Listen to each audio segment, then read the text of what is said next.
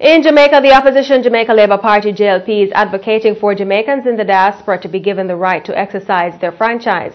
Opposition leader Andrew Holness believes the diaspora should also have representation in Parliament. It's a position he says the JLP government would implement. Mr. Holness communicated this policy to the diaspora community during his recent tour of Washington and parts of the United Kingdom.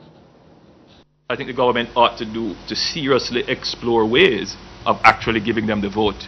And we have put that on the table, that we are exploring ways in which that could be done. We have looked at the French model and we find that that is quite appropriate. We're going to do some more work on that, bring it to public attention, bring it to public debate.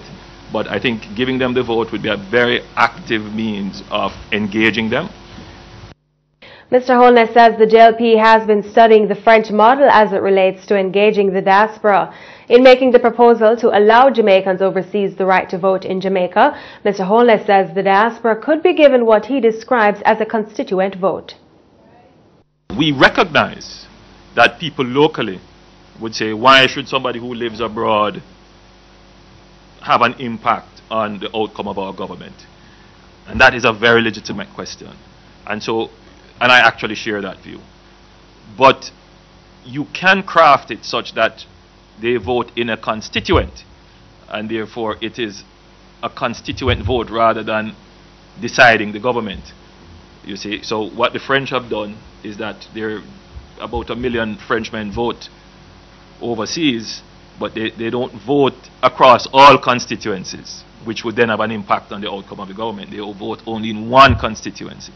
Now remember, we have an odd number system here, so one constituency would not technically be able to decide. But in any event, it is something that has to be discussed. And I would even think that if we go the route of a grand referendum to decide various issues, that could be a ballot question on the referendum. The opposition leader says the Jamaican diaspora should be viewed as our Commonwealth. Mr. Holness reasons that the Constitution should also be amended to allow other nationalities outside the Commonwealth the right to sit in Parliament.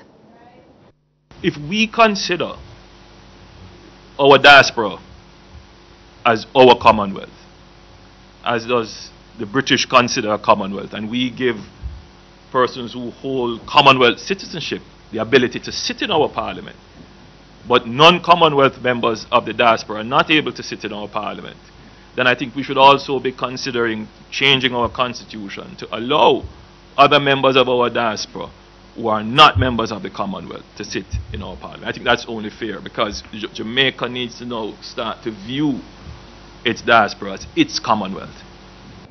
Mr. Holness said he spoke to approximately 600 Jamaicans living in London and another 700 persons in Birmingham. Whilst in Washington, he met with the executives of the Organization of American States, OAS, the U.S. State Department, as well as the IMF.